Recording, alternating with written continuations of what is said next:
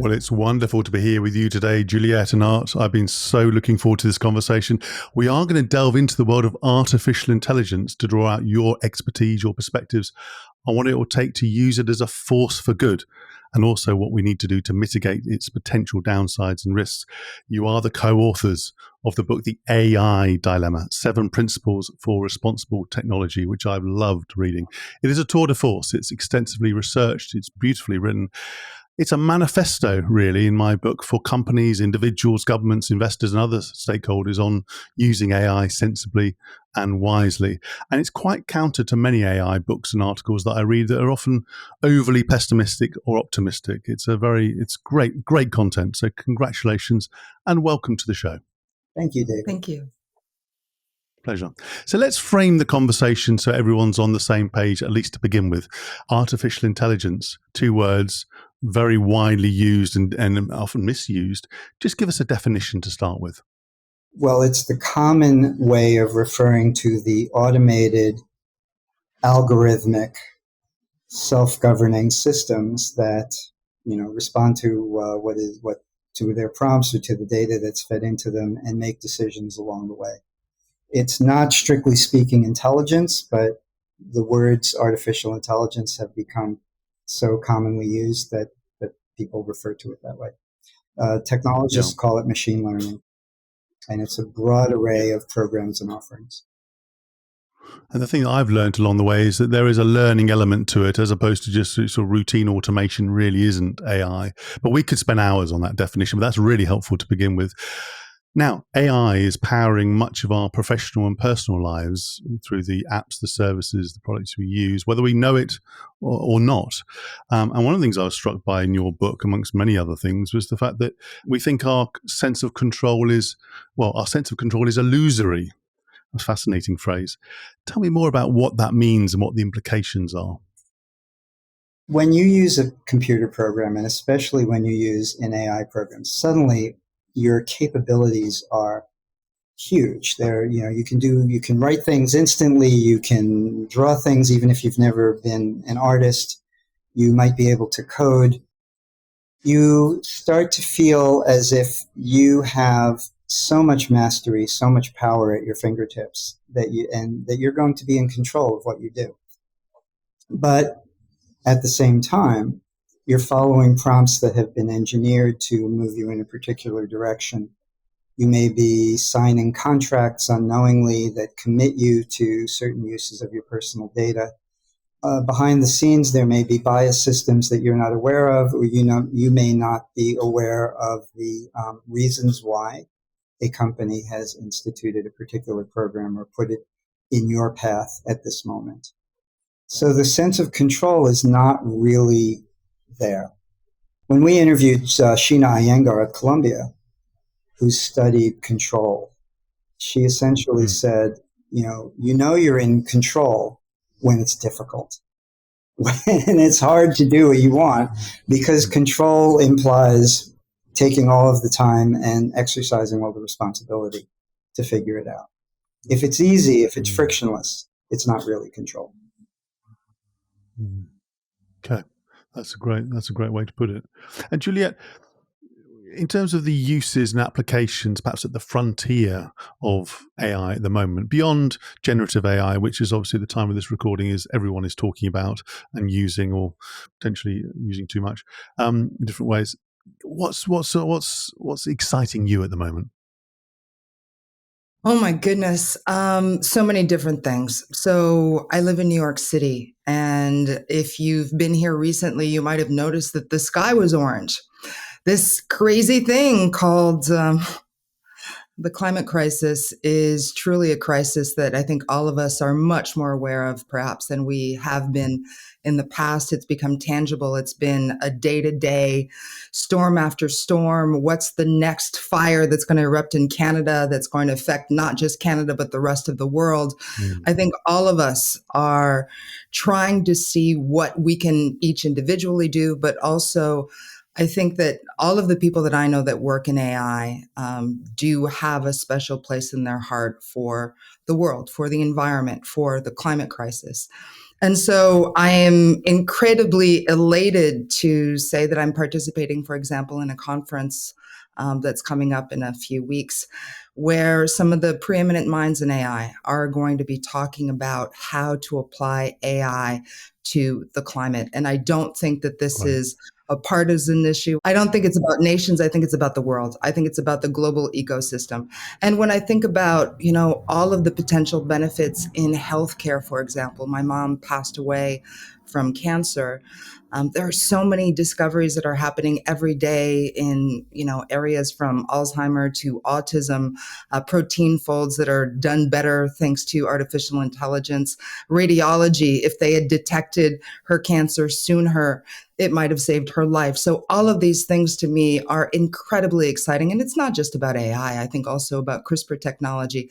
But similar to CRISPR in AI, I think that we have to be very, very cautious about how we apply it, and that we need this global conversation to decide what we all think AI should be applied to, and how do we want that to unfold for generations to come, not just for us, because we're encoding it into our systems. So what you just said there, in terms of the applications and the potential risks, is that the dilemma that you refer to?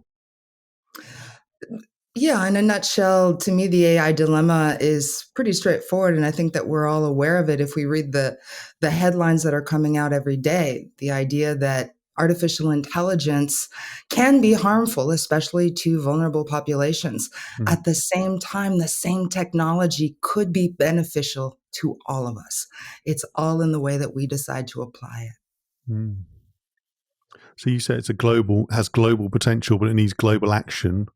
Where do you start? Who are the primary actors, and who goes first?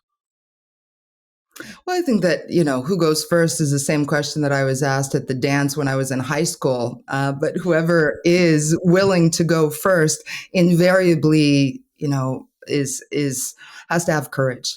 And I think that there, as you probably saw, thousands of people that have signed a petition around the world that are AI researchers saying we are going to take a 6-month halt, for example. Joshua Bengio out of Montreal, who Mm.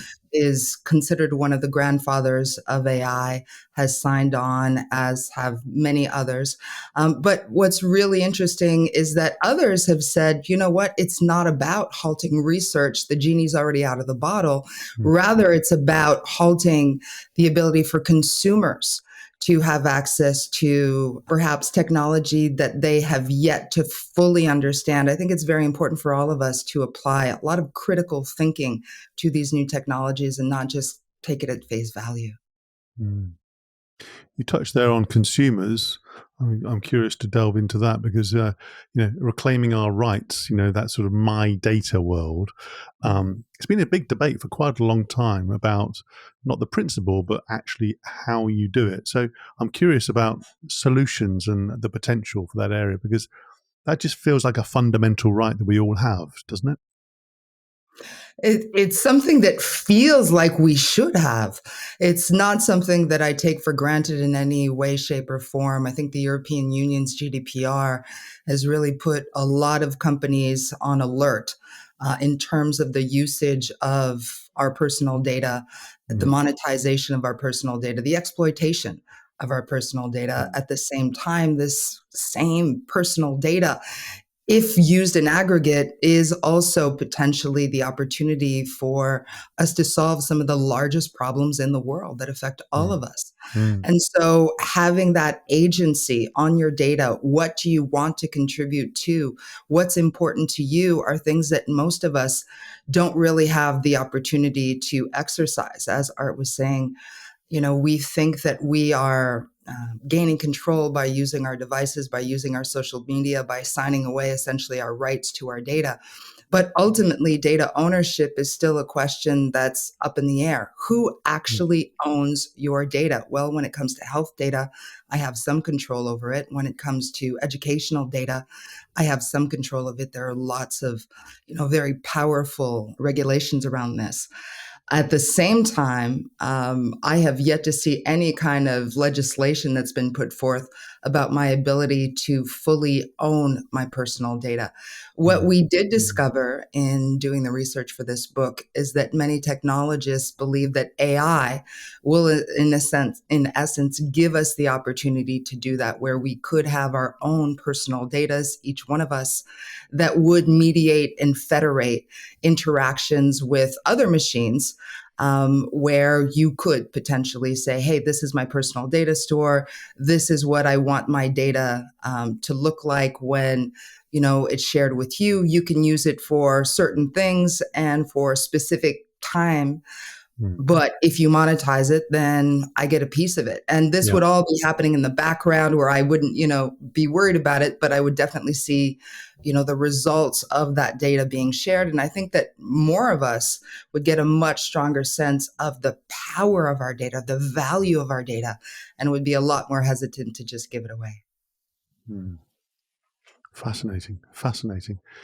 I mean, trust is fundamental in this system. And Art, I'm curious about the box, the sort of how you can explain or how much you can explain things, all the transparency. Because if you want to have trust in I'll loosely call them systems, in some ways you have to understand what they're doing and how they're using not only data, but the algorithms and so forth. How far can we go and how far might we go in explaining AI and how it works? And how important is that?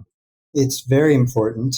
And when we say explaining AI, we don't just mean, when we say explaining AI, we don't just mean explaining the nature of artificial intelligence or the technology. We mean how much can any system which affects us allow us to see the logic underlying it, the logic of the business that created it, the engineers, the government that regulates it, and the ways in which its leaders have talked about humanity.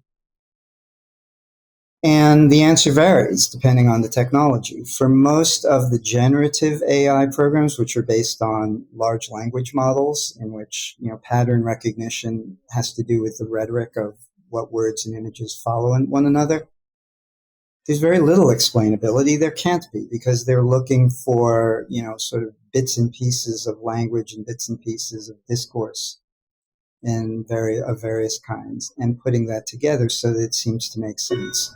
Already, a lot of people know that many of the things that you get when you ask ChatGPT a question are not true.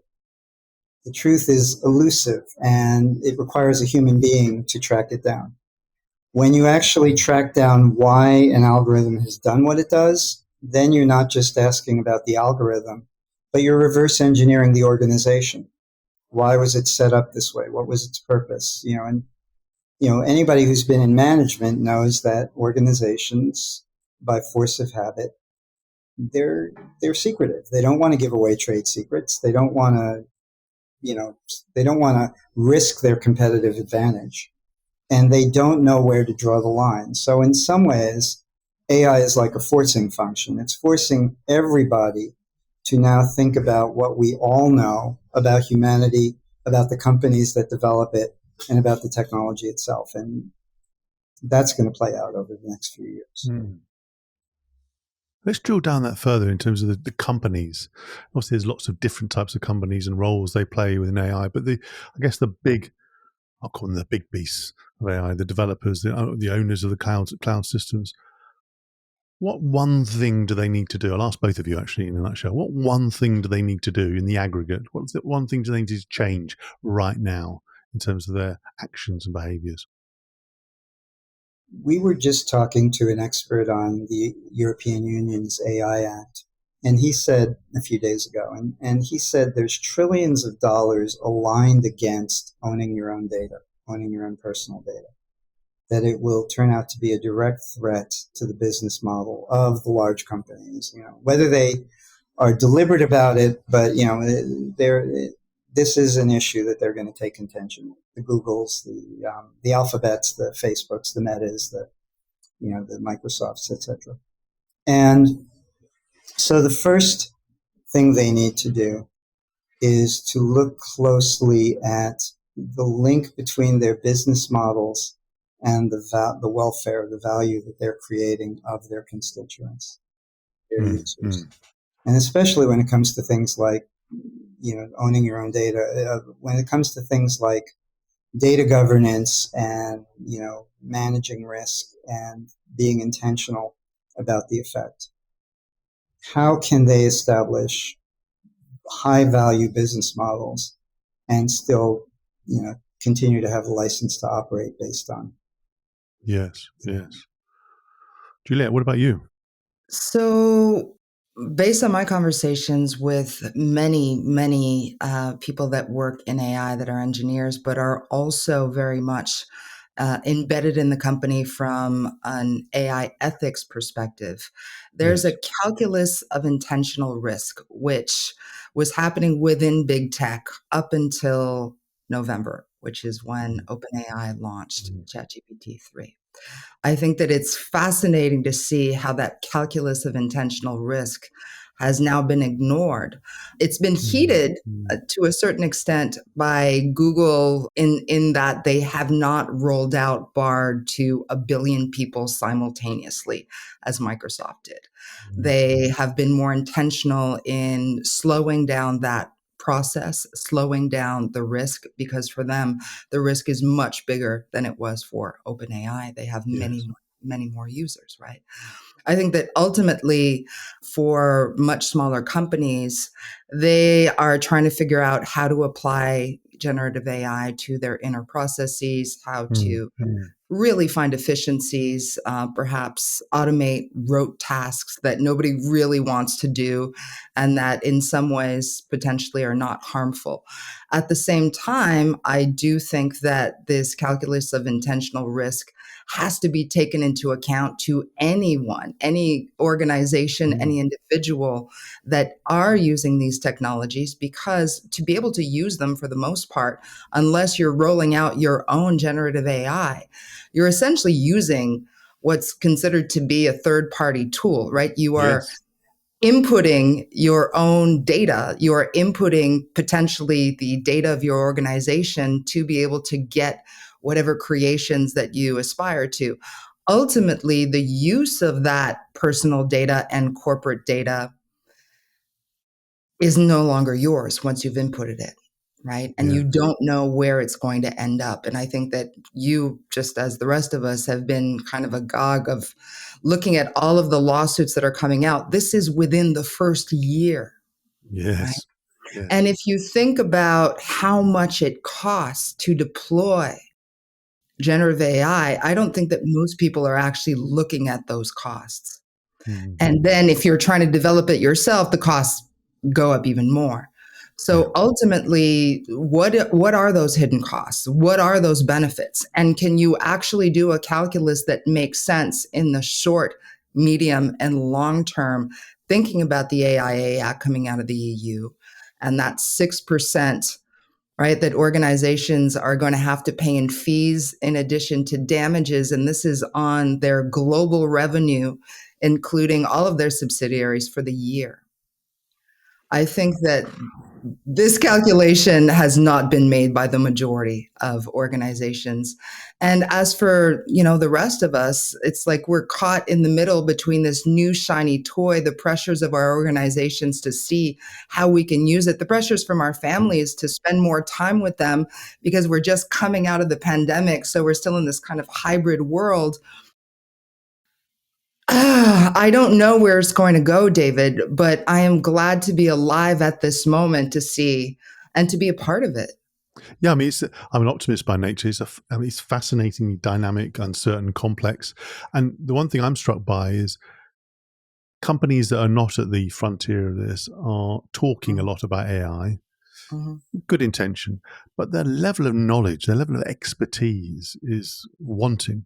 So if you were talking, with a senior group of leaders in an organization and they were asking questions about, in broad questions, how do we use AI for the good, mitigate some of the risks, but also saying we don't know enough.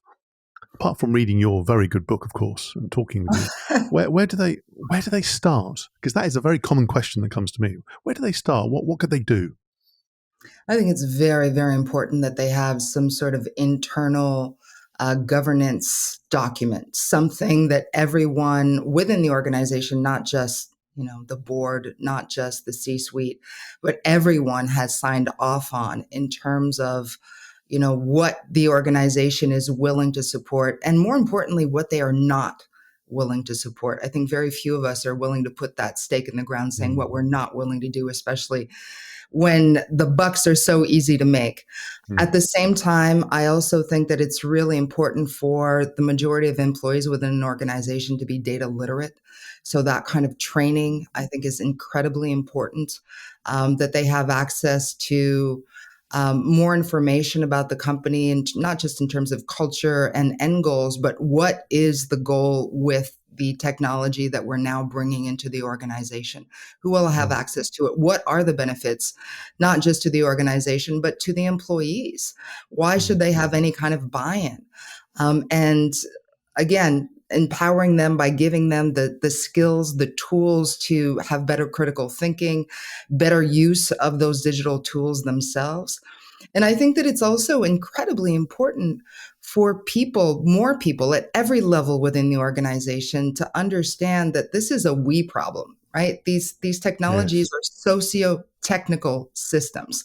So they don't live on their own. They require our data to feed them. They require us as humans to query them, to ask them better questions, to get better solutions that work for more people. So along that vein, the final chapter in the book is about creative friction, and it talks about really bringing in your population of interest, the people that will be affected directly by the technology.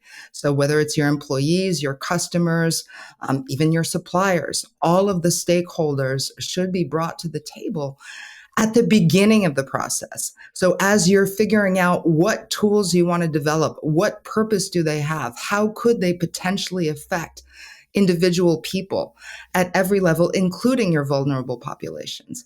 And to keep asking those questions and really reincorporating that information throughout your R&D process, including once you launch, right? To make sure that the impact that you're having is the impact that you intended, and that there are no negative unintended consequences that you could have controlled from the outset. That's so incredibly helpful and practical. And I love the concept of creative friction. Perhaps relates to my whole career, actually, if not life. But that's a different story for another podcast. But Art, I mean, you've been studying leadership and writing about leadership for a few years. That's still a demanding agenda, especially if you are new or newish. What does that require of leaders to, if you like, to create the platform where people can come together to debate, discuss, explore? What does that require in terms of leaders? And you mean Monday morning when they first, so it requires, so let's pare it down to the very kind of basic first steps. First of all, every department is already using or playing with some form of AI, probably generative AI already. So the first thing to do is just to create the kind of atmosphere where people can talk about what they're seeing, what they're learning, their hopes. Hey, it's working great. I'm now able to do this thing that I did in 4 hours. Now it takes me 30 minutes. Where they are feeling frustration, you need groups of people talking with people. This is known as organizational learning, and we have a big experience with it, and a lot of people love it, but a lot of people have a hard time with it. Now AI is kind of requiring us to pick up that kind of gathering. In terms of the decision makers, now we require a certain kind of accountability. And so probably the first step is to decide who is accountable for damages and for risks, and who is accountable for positive outcomes, and making sure that they happen, and putting, using some of the creative friction to really bring those difficult questions to the surface in ways that even the leaders, even the top people who are so busy, are taking time to make sense of it. And where they're finding that time is in the fact that AI is not like other imposed technologies. It's not like other management fads, in that it's not imposed on what you're already doing. It is taking what you're already doing and at the same time speeding it up, bringing it to scale, but also opening doors that you didn't see before. So use some of that capital, use some of that human capital, and don't just like say opportunistically, hey, Jody's got like 3 hours free. Let's open up the program. But decide who is going to look at where the opportunities are and how are you going to do it. It may mean some kind of scenario exercise where you're looking at not just what futures are coming our way, but what do we want to create. It's certainly going to involve a prioritization exercise. What are we going to do with the money we save? Where are we going to invest it? And then it involves a bias exercise as well. What are we missing about the way we've always done things around here? Yes.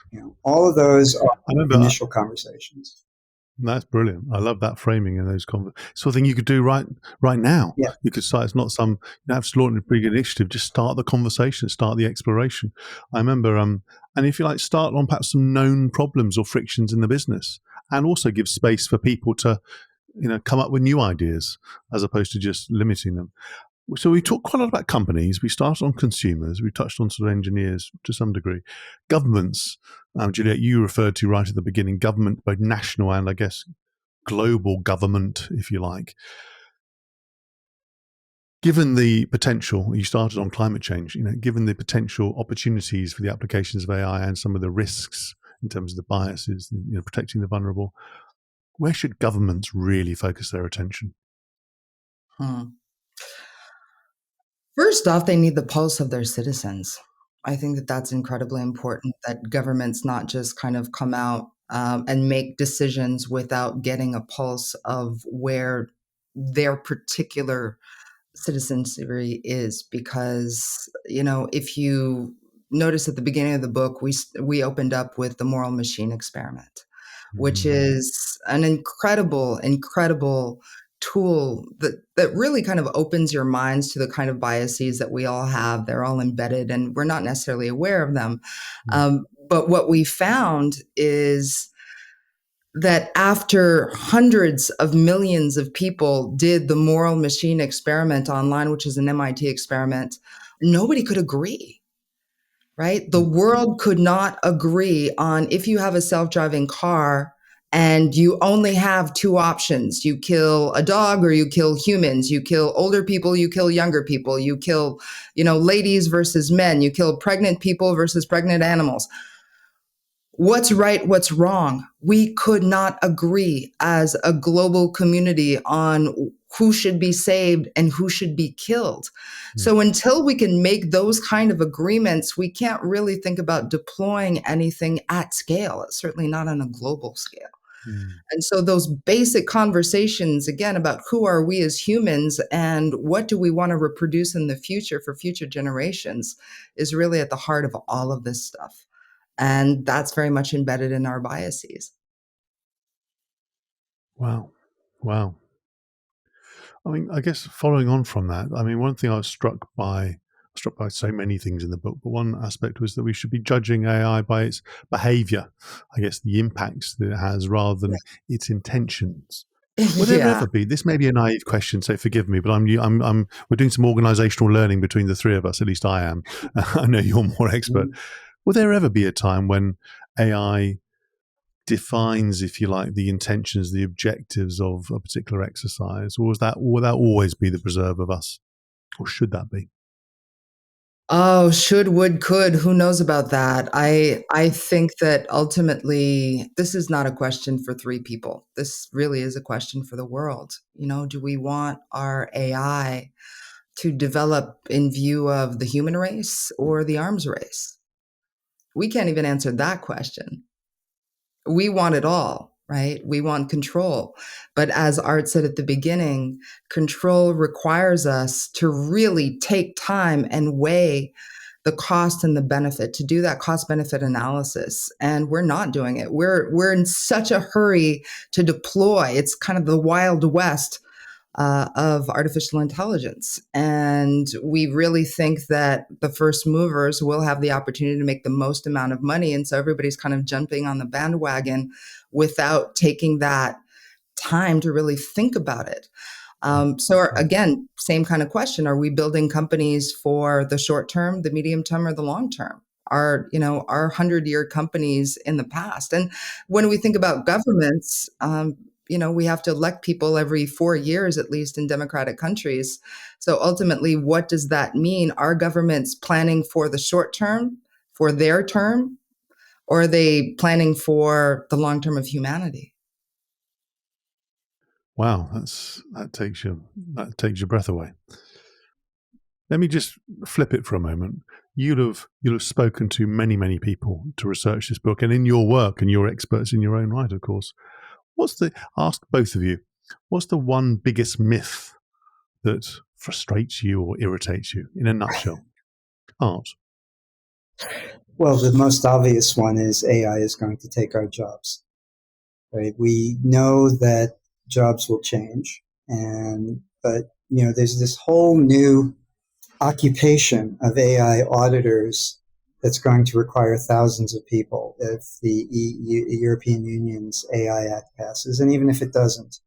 And it's not just people working in current auditing and accounting firms. There's going to be a lot of people needed to just keep track of the many outcomes. And then there's a lot of nuance in human-to-human collaboration that, because we have the time to focus on it, it will become more sophisticated and more necessary. People who publish will probably not be publishing for a mass audience, but publishing for a small group of your friends may take on more meaning and be just as lucrative. There's lots of things we don't know about how things will evolve. So that's one very big one. And I think there is a plausible future in which jobs disappear, but I don't think it's the most likely one by any means. Very good. Juliette, what about your biggest myth? I think it's the myth that we have with most technologies, that technology will solve our human problems. I think that's up to us humans. That's not something for us to delegate. And if we are delegating it, I think ultimately we as humankind will regret that. I think there's a reason why, for example, in New York, there's a new law that says that algorithms have to be audited around HR, right? Why? Well, first off, we know that as humans, we are extremely negatively biased around certain people, certain ways of being, certain lacks that we kind of zero in on. And as we embed that into our systems, we think, it's just basing itself on historical data. Historically, these types of candidates have done better at our company, have been more productive, et cetera, et cetera. AI can only predict the past. It can't predict the future. Again, that's up to all of us. And so taking responsibility, I think, is going to be key for us as humans, as individuals, as well as communities, societies, governments, all of us have to take responsibility. We can't keep delegating. And I think that's one of the reasons why we created the framework of the 4 logics in the book, that it's not just up to, social justice people. It's not just up to corporations. It's not just up to governments. And it's certainly not just up to engineers. It's up to all of us together to see where this is going to go. But ultimately, if we do nothing, then the usual suspects will take over. Absolutely. I love this blend of philosophical and practical in this conversation. It's inspiring and very moving. As we move on, I always ask guests a couple of personal questions, not too personal, I hasten to add. But in a nutshell, what impact do you both want to have on the world from doing your work in this area? Art. Much of my work has involved 3 kinds of behavior: understanding organizational behavior, understanding human behavior, which for me often means what happens inside oneself as we develop and grow. And now, or understanding machine behavior, which with AI is as unpredictable and consequential as the other 2 kinds. And they're all related together. So professionally, I think a lot of what I expect to be doing in the next number of years is talking, writing, thinking, and to some extent advising people on how these 3 behaviors fit together, And what are the habits that allow them to happen productively? Brilliant. Brilliant. Juliette. It's a hard question. I have been immersed in this world since I was a kid. I started coding because I couldn't relate to other kids. And then I couldn't wait to be an adult. And I guess I wanted to be an adult because I wanted more control over my life. And therefore, I turned to technology.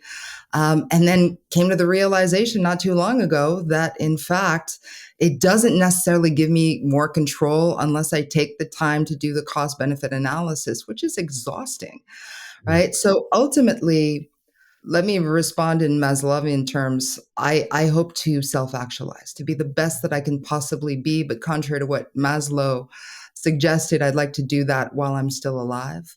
I feel like I've been incredibly lucky in my life in that I've been an entrepreneur since I was a teenager.